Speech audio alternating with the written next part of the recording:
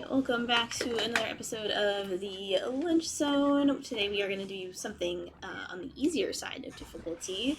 But before we get into that, I'm going to start us off with our land acknowledgement.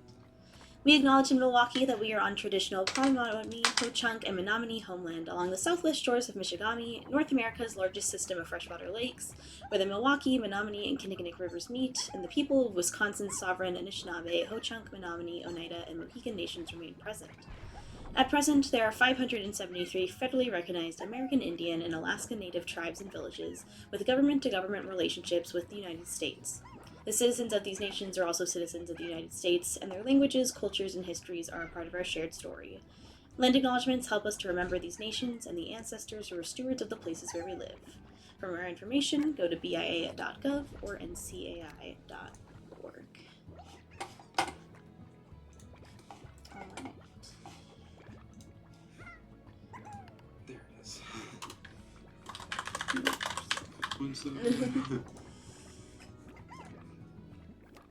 So, I mean, right away, we kind of have, like, these alternative difficulty levels. Right, yeah. Bouncing right in there, huh? In the life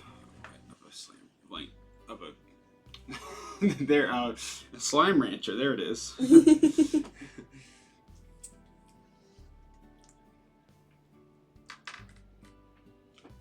First day. Wow.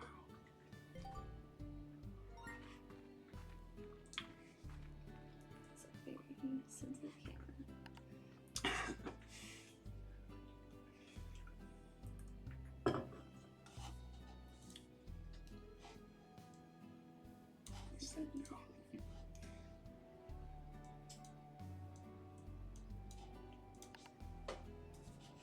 Get those controls. It's always like the part of setting up a game. Right.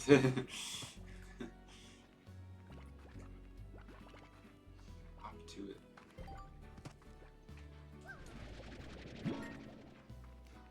Pink slime. Okay. It- Did you escape the meetings?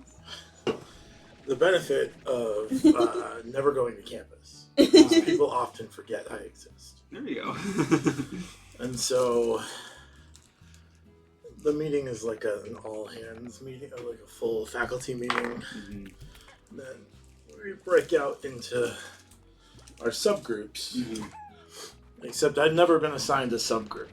So, Whoop. Bye. Right.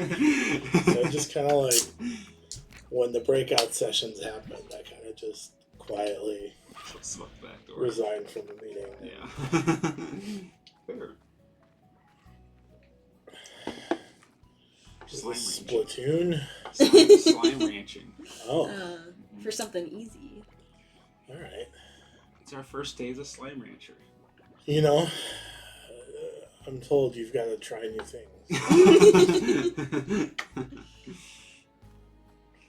I was watching Love is Blind, don't ask me why. And they were talking about reading. Mhm.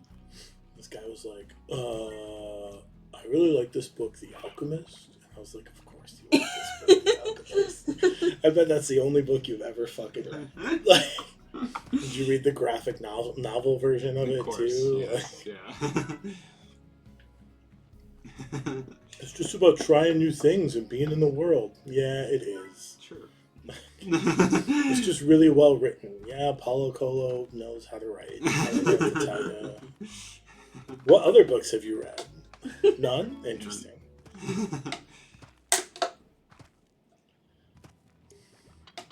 Harry Potter. And the more frustrating part was the girl he was telling was like, "Oh, that's so fascinating. It's such a great book." And it's like, don't let him get away with this. Like, Come on, ladies. get it together. Push back a little bit.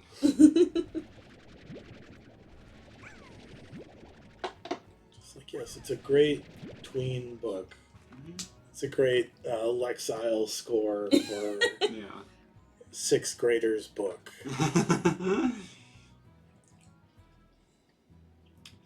It's going to have an important impact on you, but we also got to read more, too. And you're welcome to revisit it as often as you like. Exactly. Because it takes an hour to read.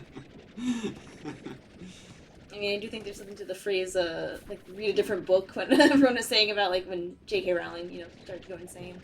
Grace. I am not sure she was ever sane. I mean, the black mold isn't helping. Yeah, it's not helping twist those. She did write a whole series of books about a wildly problematic school. Just, I assume, riddled with syphilis. At least, syphilis is a little bit of an older person's sexually transmitted disease. Maybe just chlamydia. Yeah, something that's treatable. But certainly they never talk about sex ed. No. or math. Or math, yeah. No. History. No. Nothing.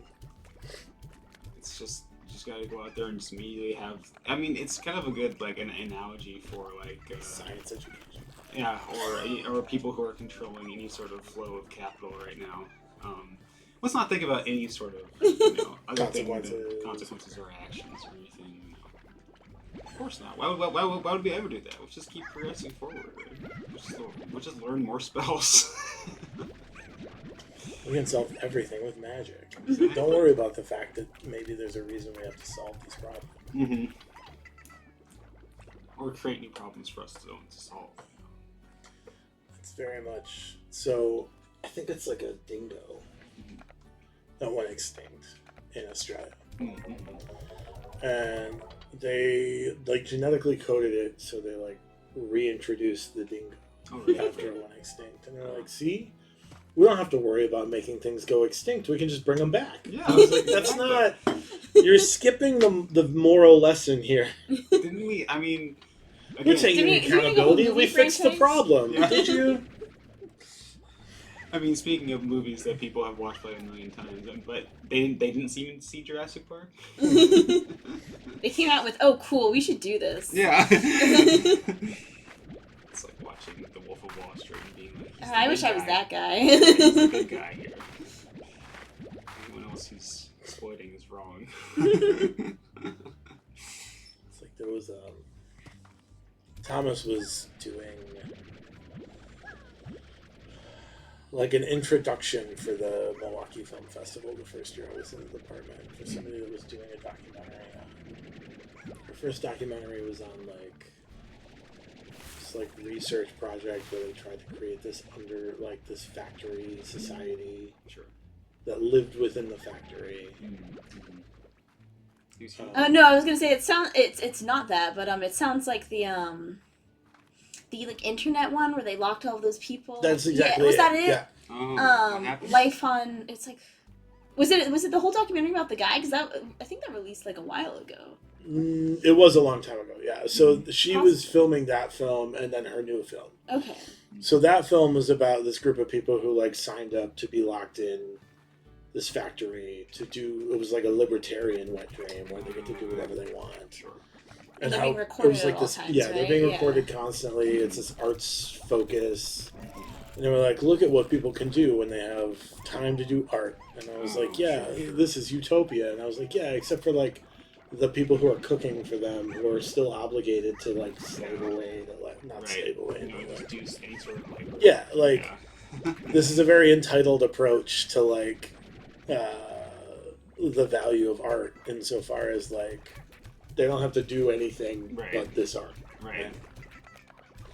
So she did this other documentary about people during Diamond Hands investors. Sure. Right. Mostly in the wake of the GameStop stuff. Talking about how, and in this documentary, it's these people who own dinner cruise ships, who are we're just trying to run a small business. All of these big finance people are really the scum of the earth. And I was like, you don't, wait, excuse me? Slow down. No, when COVID happened, we really, I mean, I own the ship outright. I don't have a mortgage on it or anything, but when COVID happened, our business shut down. Right. It's oh my, I can't comprehend the level of dissociativeness that has to take place. And he inherited the dinner ship from his parents. It's not even And I was like, the idea that, like, you don't see your own privilege after inheriting a turnkey business that involves this much infrastructure Right. that you got for free Yeah. Mm-hmm. is wild to me. Like, Yeah, I'm trying to watch all of the Oscar short films this year because I was like I haven't seen many of the actual films. I was like I really like watching these. So I went and saw the documentary ones yesterday, and there was also just a lot of ones where I'm like, I cried throughout this whole documentary, but I don't know if it was actually good. right. Yeah. It's a documentary about a shitty thing, and that made me sad. That they doesn't did mean it one- was filmed well. The one that I think is probably going to win is the one on Brent Renault. Oh, what, sorry? Brent Renault. Oh, okay. I'm familiar. Yeah, so he's done a lot of like war documentation, and he was killed in Ukraine by like the Russians presumably, and so his brother also used to work with him, and so he kind of made this documentary by like putting together some of his older stuff, as well as like showing his corpse, which was a choice. Yeah. They're like, well, Brent would have wanted that. I'm like, I don't know if we can say that anymore. Yeah.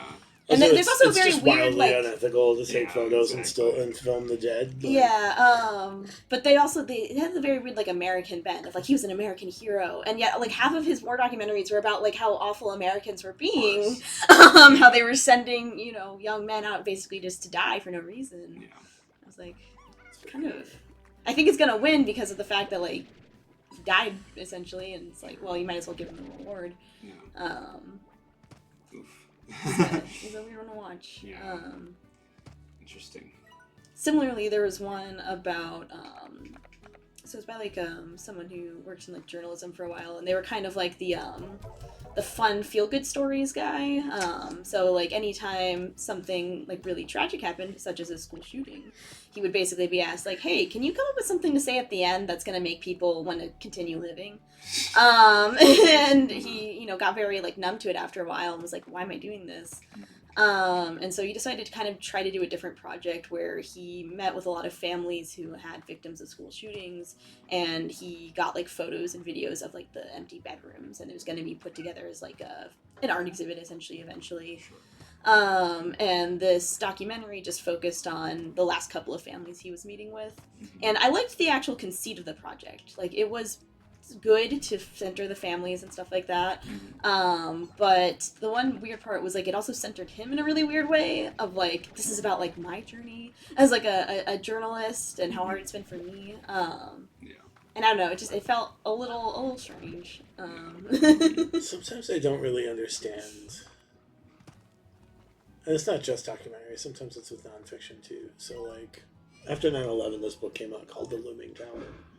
When I was doing my emergency management degree, it was like required reading for one of my classes. Sure.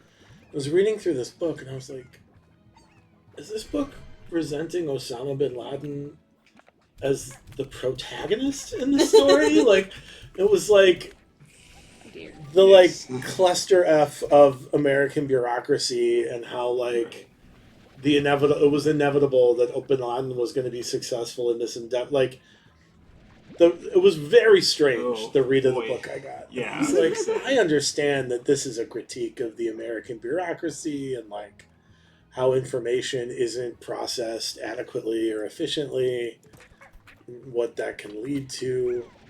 But maybe don't make bin Laden the hero. Yeah. Yeah. It's maybe an approach that's a little bit not that. It's a very, like, I don't know. And it like won a bunch of awards. And I was like, I'm pretty sure okay. There's like a Hulu series, yeah. I think Jeff Daniels from Dumb and Dumber.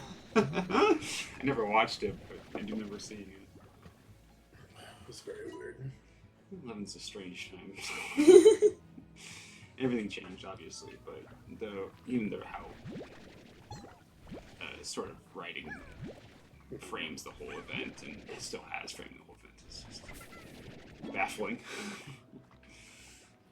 Yeah, the other funny part was like most of the documentaries were kind of in that vein of like it has like a political or like strong message, and that's mostly like why I got, you know, nominated.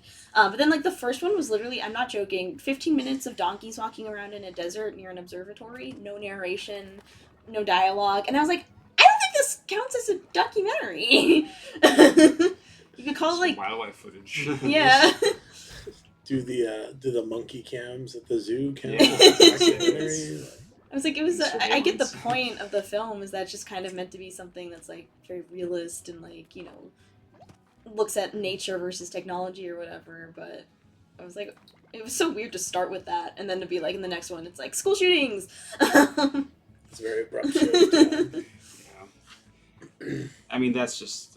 I mean, that's it's crazy that documentary is such a fascinating genre to like study too, because it's just inherently like based off lies. There's like obviously there's no objective truth, and like the first big documentaries were just made for like rich white aristocrats to see something, get a form of catharsis, and then leave the theater and saying, I cried over that. I can leave feeling good about myself, having interacted with the lie that I was presented. Because those early John Flaherty documentaries, like the ones like Ninook of the North, were just lies. Because they were like, oh, you look at Ninook, he still hunts with a spear, and it's like, no, he had guns for a long time. He's been hunting with guns, firepower, with like guns for a long time. He does not hunt with a spear. His name is not Ninook. Really leaning on traditional knowledge as like current modern knowledge in a way that it doesn't really check. So I'm sure it only gets worse in our kind of political climate that we've gotten to now. Donkeys is very strange because it feels like they looked at a whole list of political documentaries and were like, we can't only nominate political documentaries. Has anybody made a non-political documentary this year? I filmed some donkeys. Great. Like, this guy did this thing about donkeys. Yeah. It's strange because I think there's always like an animal one, because there was actually a good like cat one about Iranian cats. I can't remember if it's Iranian. I think it's Iranian cats, and it's like, but it had a good message because it kind of meshed with the ideas of what was happening in the city at the time, and it was used as kind of a metaphor for the larger experience. It had a conceit to it, or exactly. something. It wasn't just like a footage, But maybe I don't know. Maybe I haven't seen it either, so I can't say. But It's wild. Yeah, the cat one was good.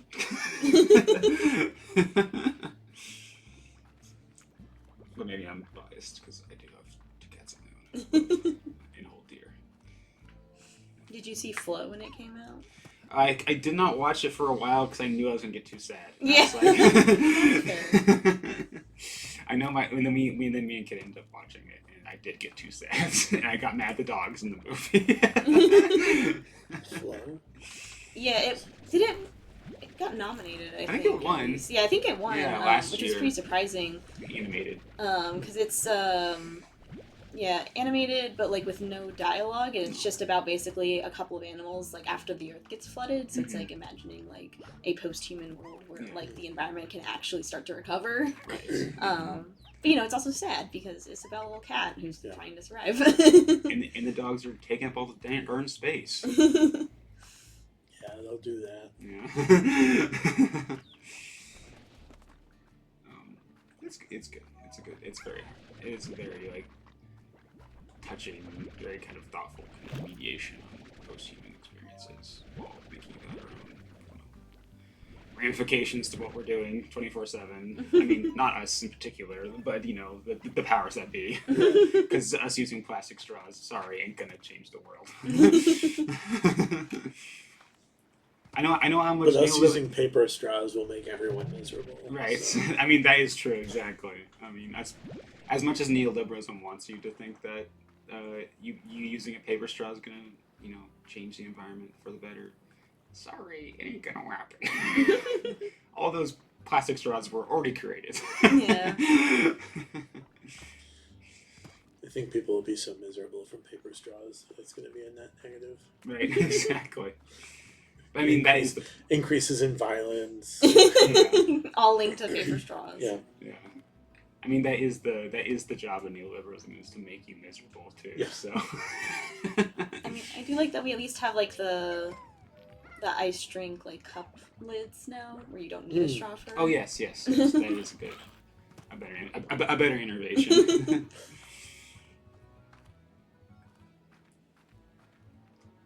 I'm not feeling particularly hopeful today because I got notes back on a paper that I hid in there. It was not positive, I can tell you that. That stinks. Completely restructure your paper, please. And I'm like, okay, wow, what the fuck do you want me to do? Excuse my language. But Just fix it. yeah, that's Just make it better. Here's all the sentence level stuff, but actually you're gonna have to rewrite a lot of it, so that means nothing to actually help you. It's like when the doctor tells me to lose weight, and I'm like, do you have any recommendations or a plan on how best to do that? And it's like, I'm not a fitness guy. No, go do it. I just can't deal with you until you lose some weight. Yeah. Okay. Well, Yeah, this is a waste of my time. I had like a small crash out yesterday while I was grading because so like my partner was in the other room, and I had told her that like last time I had left off with this grading is like had left off because I had like an AI issue and I had to do the whole come meet with me and I gotta email this other guy and so like I went back to it. The one directly after that also had an AI issue, and the one directly after that also had an AI issue. And I literally just like went into the other room, laid down on the floor, and screamed. You have to do that sometimes. I feel it. It's miserable. I just build It was classes. like a really easy assignment too. I'm like, this would have taken 20 minutes to do it legitimately, but. I just build classes where it's impossible to get an A if you use AI. Yeah, unfortunately I teach asynchronously, which makes it harder to do Also that. do I. But all of my homework assignments are Yeah. like specific language from the videos. Oh. If you don't watch the videos and use Google to find out the other language that's used by other disciplines, Right. you're going to get a B in this class. That's fair.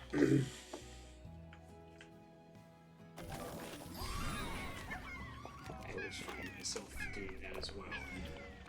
Or trying to design something that's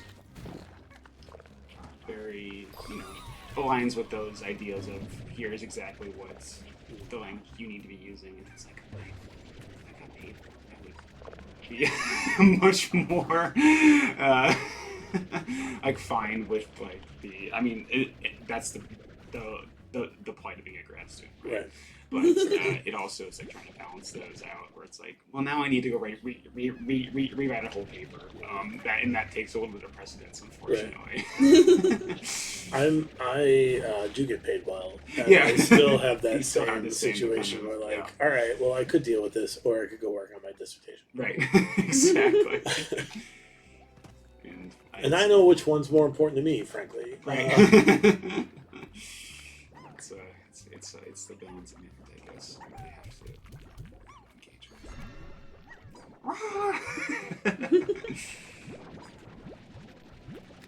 And also, it just seems like me and one of the editors I'm on the same page. Whereas, like, the opening introduction to my paper, the editor was like, no, this is exactly what this is actually how what I think this means. And I'm like, well, that's your paper. You're welcome to write that paper Yeah, if you want. exactly. It's like, okay, then tell me what to say. Fine. At least, like, you're using the same language. When I got my Taskmaster edits back from the journal, they were like, oh, yeah, this really requires a close read. I was like, what the fuck is a close read? What?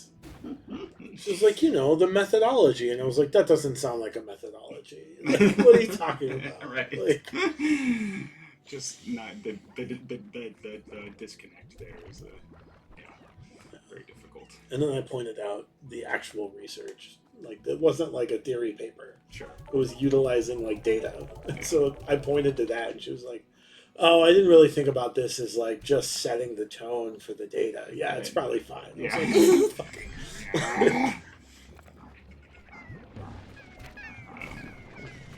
And, you know how these things are, where it's like it's very fresh, so I'm already like being like cranky, like about like, you know. And also, you've learned everything you've learned from Stuart, including being cranky about everything. Exactly. So we're on the same page in terms of which I'll talk to him after. I'm actually gonna have a meeting with him after this. So it's like, okay, what do I do? Because I didn't approach that we were talking about where it's it's like it's the literature. It's a 10-page paper, so it's not long. And I was kind of doing the literature review thing, right, where it's just quoting everything and then having 2 sentences of like analysis alongside. And I kind of thought that's what they wanted. Yeah. It does not seem like that is what they wanted. And I'm like, crap. How do you want the rigor of a 40-page paper confined to a 10-page paper? Exactly. Like, what do you? I'm so frustrated about it. When I was just like, this is a 7,000 word article. Like, what do you want? It's like your sentence structure just doesn't work. It's like, well, yeah, because I cut down 40 pages worth of text to 10 pages. Of course, it's not going to sound great. This doesn't seem well sourced. Well, yeah, because all the sources were on the cutting room floor. Yeah, exactly. It's like, oh, crap. And meanwhile, apparently, me and one of the editors just do not see eye to eye on how this game works, so. And I'm like, okay, double whammy here. Here we go. I felt like one of those. There was a moment where I was like, wait, this is just a flex. This is just, I played the game too. Yeah. I'm like. I've also played that game, alright, but yeah. I've thought about it. Exactly. And it's like, oh, yeah, that's kind of how it feels. Oh. That's fine. If you want to flex on me, that's fine too. I don't really care. I mean, whatever. It's really frustrating. You're the editor. Okay, I'll just yeah. I'm just trying to figure out a nice way to say, like, just tell me what to do. What do you want me to say for your thing? Because obviously you didn't like what I had to say. One of the issues is that Analog Game Studies is clearly like a humanities-focused journal and not used to social science research. Sure. And so, and like, it's whatever, like, I understand why it's a humanities-focused journal. Sure. It's fine. But it does mean that the editors are not always keen on, like, social science, like, methodologies and to their credit, they were really chill about it once I explained explained the critiques. Sure. But it was very much like let's assign this paper to so-and-so because she really likes Taskmaster and this is about Taskmaster. Yes. I was like, I would love it if you assign this paper to someone who's never seen Taskmaster, actually. That would be better for me. Right. Yeah. I'm kind of feeling the same way, where it's like, well, you obviously have a take on this game. Yes. So. And you're welcome to write up a paper with your take on this game. But until then... Yeah. I've read your book on Dead Rising, and I don't agree with a lot of things, right. too. So. Well, you know what? I'm not trying to edit your book on Dead Rising. Exactly. I like a lot of things you have to say, too, but, it's just like, crap. Okay. And one of the editors, like, who was giving me very, like, thoughtful, like sentence-to-sentence stuff that I do, that I do really appreciate, because I do, want to grow as a writer, in terms of thinking about how I put things on page. But then it's just like, well, no, I can't use any of that because that's all going to be scrapped. And it's somebody I kind of, it's a scholar that I really admire, and I admire their work. So it's one of those things where it's like, don't think I'm a bad scholar. I'm sorry, I just don't know what to tell you. We're not on the same page, but it was something I was possibly going to ask to be the outside, chair or outside person on my dissertation. It's like, oh crap, you probably think I suck. But if I just write a nice email, I just gotta be not cranky. we can work this out, but boy, not really the news to get on Monday morning that I was looking forward to, I guess.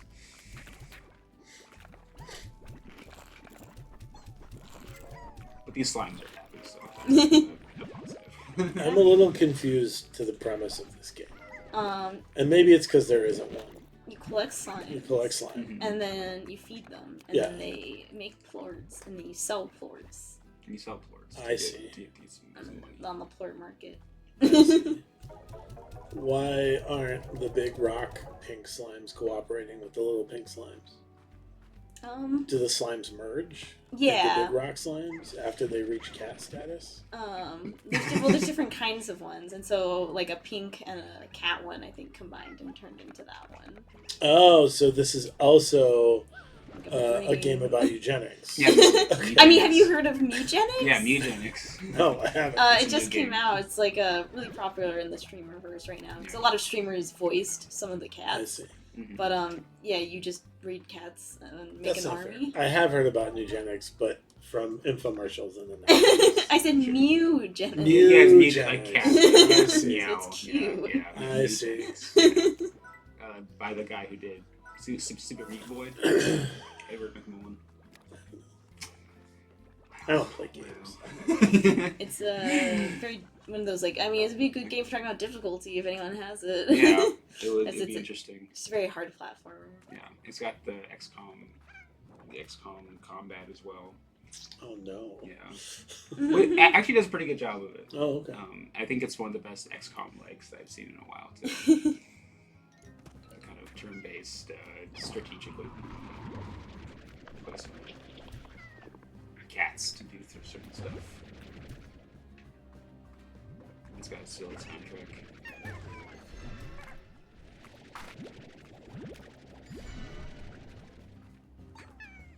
That's what I want my hands.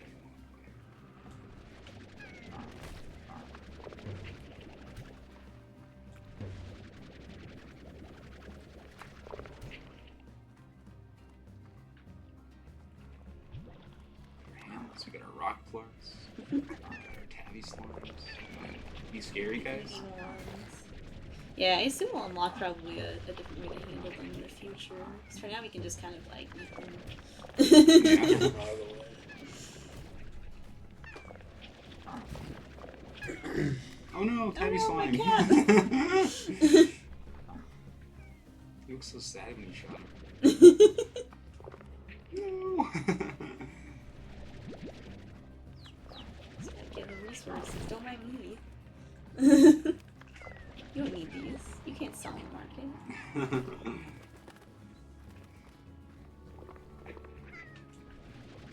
Pink slime diet everything. It was funny playing Animal Crossing on Friday and Oh, being yes. reminded of that game. Is like I remember I never engaged with the stock market as a kid. 'Cause Oh, I yes. I was like, what is this? I don't know what a stock is. I don't even get the joke. Yeah. I The stock market of turnips. was like, why would you buy something and then just to sell it? That doesn't make Right. sense. Mhm. Huh? Strictly a commodity? What? It's weird to hear somebody talk about Animal Crossing from back when they were a kid. Because It's been running for a long time. It's hard to hear. Oh, the original one? Mhm. Never mind. Because it was originally on. I thought you meant like GameCube. New Beginnings or whatever. New Oh. Horizons. Yeah, New Horizons. My first one was technically the DS one, but that was because the GameCube was my brother's, and so I was allowed to watch. So I got to watch him play Melee a lot. Yeah. He did let me play Kirby Air Ride, specifically in like the free roam mode, because he knew I couldn't like mess up the game. There you go. See, I was on the opposite end of that, where we didn't have a memory card for the longest time, so I would just have to restart everything and leave my GameCube on if I wanted to save any data. Because when my parents got like the GameCube for me, right, and I helped. It was a split. It was we'll pay for half if you pay for half. So I got my first job pouring concrete at 12 years old, which again, probably maybe a little bit early to be pouring concrete, but I was doing that. I bought the GameCube with my parents. Who hired you to pour concrete? At My 12? neighbor. That tracks. My neighbor, who was a firefighter for Boeing, and on his side hustle was pouring concrete. So on his off days, he would pour concrete. He would take me and. I'm sure he was guys like, I'll give you $7 an hour to pour concrete. And you were like, $7 an hour? It was 10. For the $10. most laborious kind of construction available. $10 Deal. an hour. $10 an hour. Well, at least I know you know how to pour concrete. Yeah. So If you want, if you ever need help finishing, I can help you do your patio. Yeah. When I need a foundation laid, I'll give you a call. Yeah. I'll give you a quote. It's going to be way too expensive. I can tell you that because all concrete is way too expensive right now. It was back then too. So We when I lived in LaGrange, we had 2 driveways, and the back driveway was gravel, and so every spring it got overgrown. Mm-hmm. And so one year we finally decided, like, all right, we're just going to finish the back driveway. Sure. And they misquoted us because they gave us a blacktop price for concrete work. Yes, yeah, that's a lot. And then tried to, like, A lot less. hold out because they were like, the quote's only good for 90 days. And we're like, yeah, we accept it. Yeah. And then they were like, oh. And so they stalled. They were like, we can't get to it for another month or 2. And we're like, okay, we'll wait. Yeah. And they were like, but the quote's only good. And we're like, yes, we accepted the quote. Yeah, exactly. So, like, as soon as we get on the books, they were like, it's going to have to wait till spring. And we're like, fine. Eat like, probably close to $4,000 worth of... It was half price. Yeah, it was like $5,000 instead of 10. Yeah, because asphalt's way cheaper. But whenever I have a bad imposter syndrome moment, I'm like, I need to go back to doing construction. And I'm like, no, I'm not doing that again. There's a reason why I left construction. It's a real Robbie Gould scenario. Yeah. He got hired as a walk-on after pouring concrete to kick for the Chicago Bears. Right. And they were like, there's talk about cutting you. You got any worries? And it was like, if they cut me, I'll just go back to pouring concrete. Yeah, exactly. I didn't quit because I was desperate to stop doing it. I quit because the Chicago Bears hired me. I'm just like sitting here like, oh god, I don't want to do that. I was like, I could just go be a janitor somewhere. I have some skills and labor, like hands-on labor. And I'm like, no, there's a reason why I wanted to go do something else.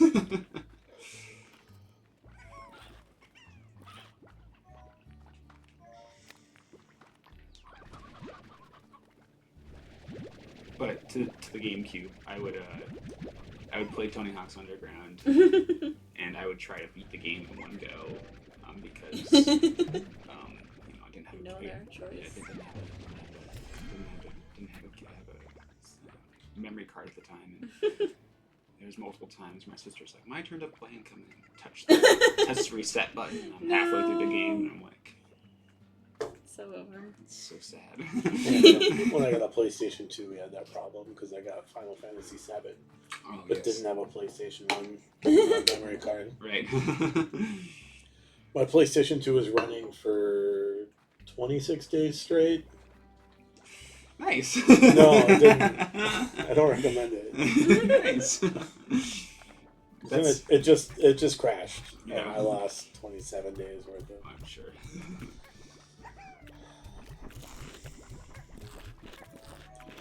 Which translates to I was almost out of Midgar.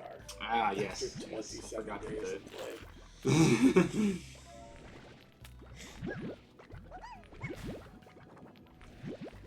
And you spent even more time in the remake. Yeah. I don't know if it's more time. I think it's the same amount of time. I think it's just a shorter game. I feel like it feels for some reason when I played it felt extremely long. Maybe just because it is maybe because it has that weird Final Fantasy 15 gameplay loop of hold down the button to win. Yeah, and there's also a bunch of and they added a bunch of extra side stuff too, where it's just like no, I don't need to do this. I don't need to find the 50 children or whatever, Is Kate Sith really that important to me long term? He only makes an appearance in that new one for like half a second, and it's like, remember him? although in my opinion, the second one does. It just gets you into the world a bit more.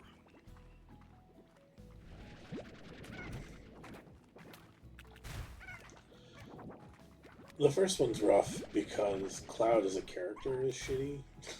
Right. It's just kind of like cool and aloof and boring, Right. and like a classic 1997 though. Yeah. It's a huge sword. Yeah. See you.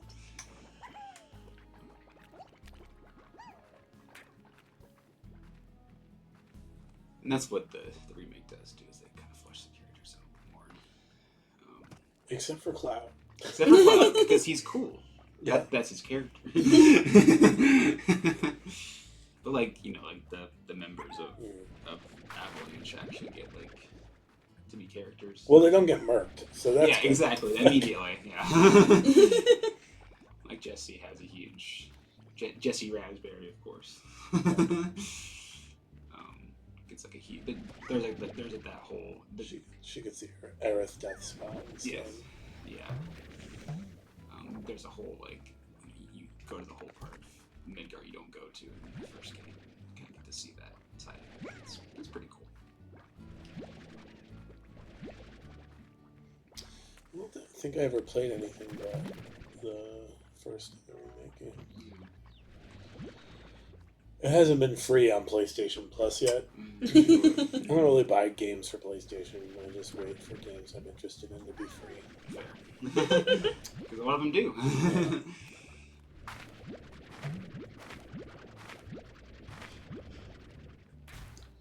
To that end, I think I've played all of the Assassin's Creed games, but haven't bought one in 15 years. Yeah.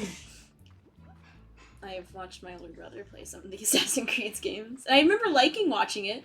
I didn't know what was going on, but it looked cool. I was playing Mirage. Mm-hmm. It's like a return to the original gameplay style in a way that's very exciting. Interesting.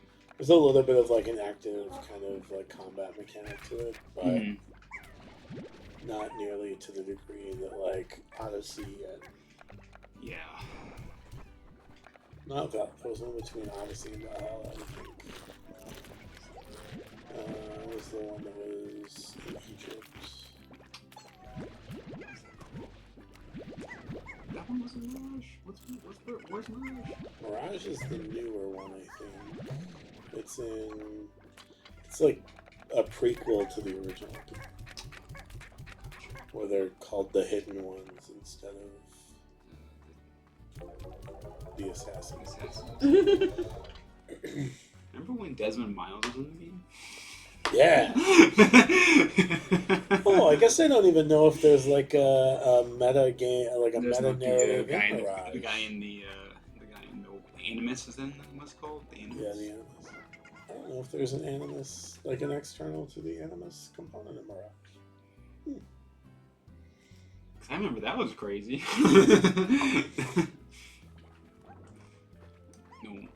When Nolan North was the only voice actor in AAA games. Yeah. It's not true. Matt Mercer was also voice acting. And Troy Baker, I guess, too. So you got your three. Yeah. It's like you. Yeah.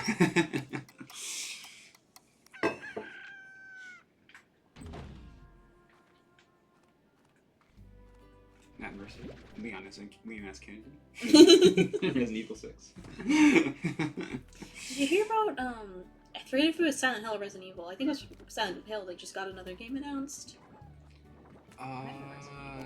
There's one. There's like called Towerfall. It's been on the radar a little bit in terms of Silent Hill. But you're in like Great Britain, I think, or something. Like in the UK, somewhere over there. I know you have a little bit of a stutter, but the idea of it being called Great Britain is painful to me. Extra awesome, Britain. I just love Britain so much, can you tell? They gave me awesome feedback today. Everyone from there gave me awesome feedback today. Great Britain. So that's funny. They'll only get use of my stutter.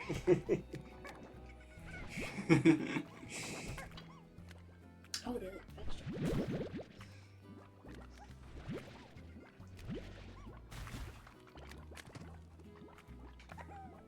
I'm not sure. Do you know anything else about it? Because I can't remember. I just saw it like posted by a friend in a Discord, but I saw one of the games was gonna have like a black protagonist. Yeah. Okay, that's the Yeah. one. Yeah. I was like, oh, cool. It's like a seaside town kind of thing. Seems like it can be tapping into some sort of like kind of coastal aesthetic of a small town. Great. Yeah, small town coastal races. Yeah. Is it thrice Great Britain? Yeah. Great X5. Yeah. Britain. It seems to be interesting. I don't know. It looks kind of cool. It's going to be in first person too, which is something that's Oh. not really a thing that happens a lot in Silent Hill games. Is that going to make it better or worse? And/or who knows? I guess it depends on how well they do the first person. Yeah, because I think it helped a lot in Resident Evil, but I am excited to go back to a new mainline game that is predominantly third person again. Cause like I gotta see Leonis Kennedy when I'm playing as him. He's cool. He's so cool. And he's old now, so I can relate more. I do think that is the fun/difficult part of revisiting things from your childhood is whenever you're older than or as old as the character. Mm-hmm. It's like, oh, I have perspective for what it's like to actually be this now. Yeah, right. It's like how like a lot of, like middle school or high school novels are like, teenagers dealing with like the end of the world. And you're like, as a kid, you're like, that makes sense. As an adult, you're like, oh my god. Stupid teenager. This is so embarrassing. How could I even relate to this? And I'm like, oh yes, because I was a teenager. No, you need those kind of experiences you can latch onto, and then maybe not only and then like we talked at the beginning, bring you full circle. Maybe not only latch onto that one thing, right? Yeah. Kind of move on and start reading some other stuff that maybe you can get a perspective on. Life experiences. And I think there's also another big Pokemon Direct coming or something this week. Because I think they're going to be talking a lot about like the Animal Crossing Pokemon that's coming out. Yes. Or Ditto. Pokopia? Yeah, Ditto, right? Yeah. What? So there's a game coming out that's like a Pokemon spin-off where you're playing as a Ditto that turned into a human. And so like you can communicate with Pokemon and you're trying to make them like a little island that they can all live and be happy on. So it's Animal Crossing but with Pokemon. And you are, but you are taking the form of a human, which is Okay. something going on there. You know what? That's a thing that may as well Sure. happen. I mean,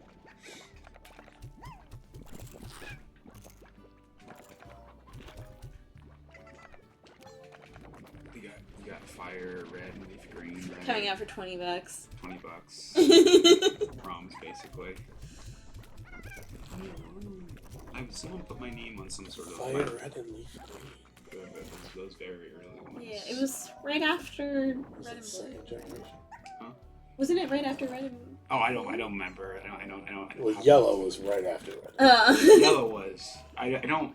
It must have been right. Yeah, because after it's Yellow. Charizard and Venusaur are like the box legendaries. So it might be like the next when they ported them to the next. Like 1.5. handhelds. Gen 1.5. Because I don't think it was a Gen 2. No, because then it was silver and gold, right? Yeah. After that. Adam. But basically, they're charging $20 for like a ROM port, basically. Just get an Yeah. Which I'm sure will end up like the Jordanson household.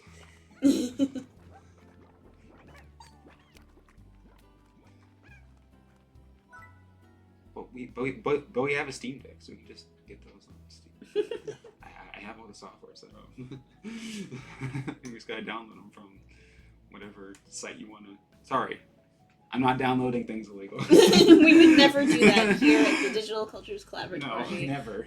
All games are legally owned. Yes, but because I love copyright. Laws aren't real things.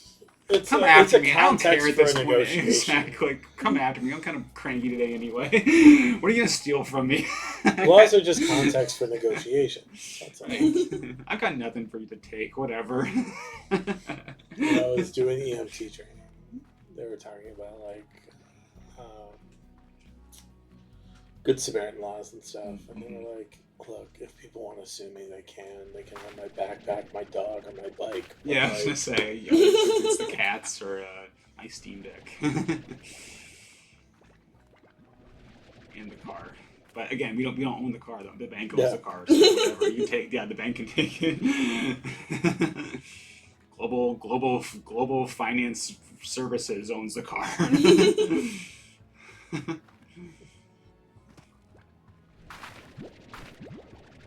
Like they tried to make us feel bad for like. I have good credit, so like what? Like it's like okay, you're a first-time buyer. No, I'm not. I've owned a lot of cars. They just haven't been through. Right, just haven't financed them. Yeah, exactly. As a first-time buyer, people didn't want to take your. Stop trying to make me feel bad. I'm buying the car from you.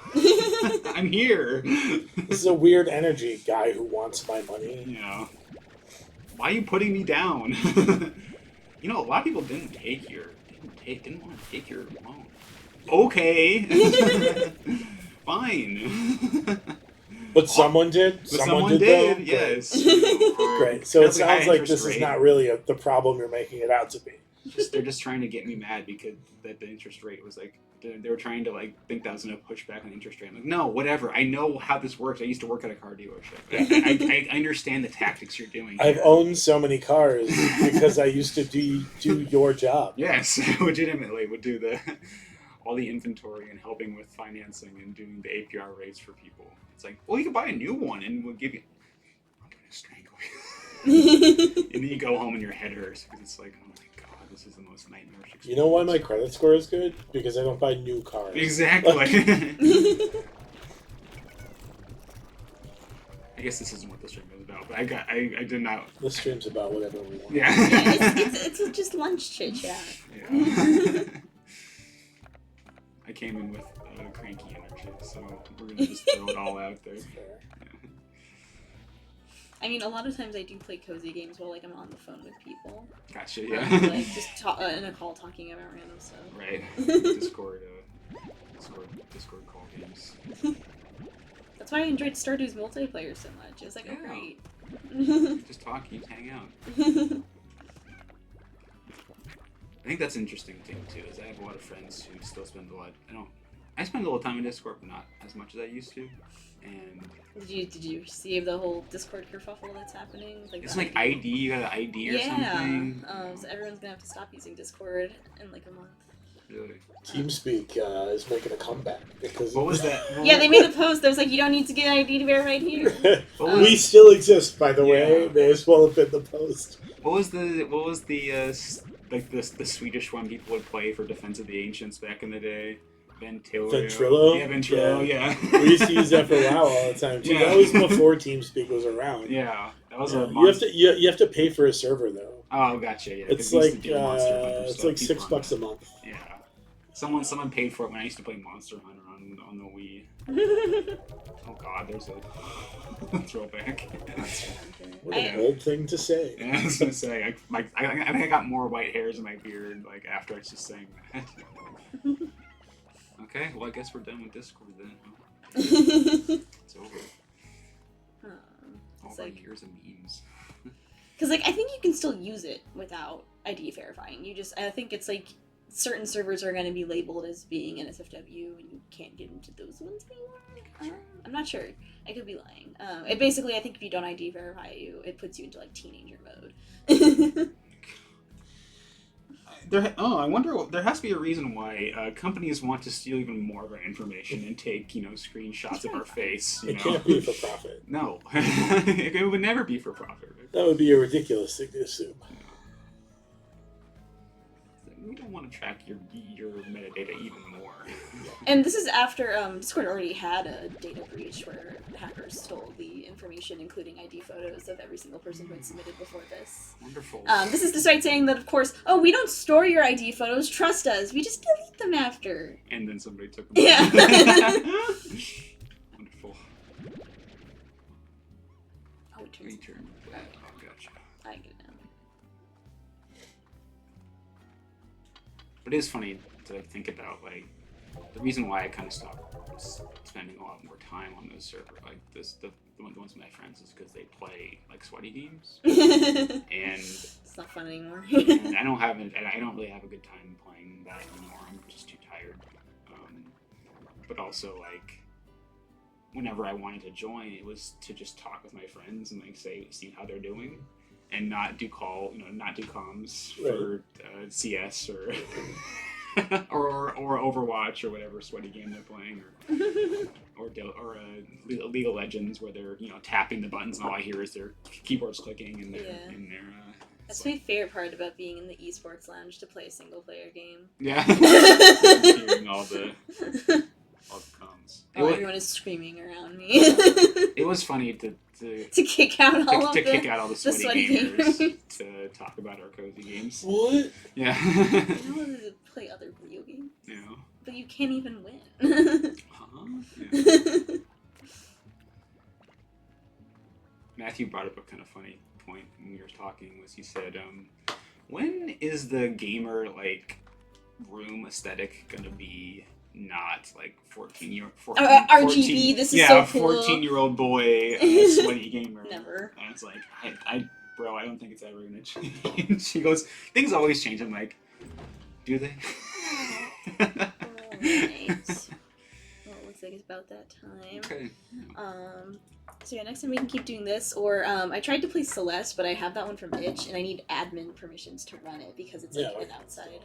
I might have Windows it app. on Steam too, if you want to just download it as well. Because I think that's a good one for talking about difficulty. Because it's like a nicer version of Super Meat Boy. Sure. Yes, yeah. A little bit softer. Yeah. Alright, we will see I'll try to you remember.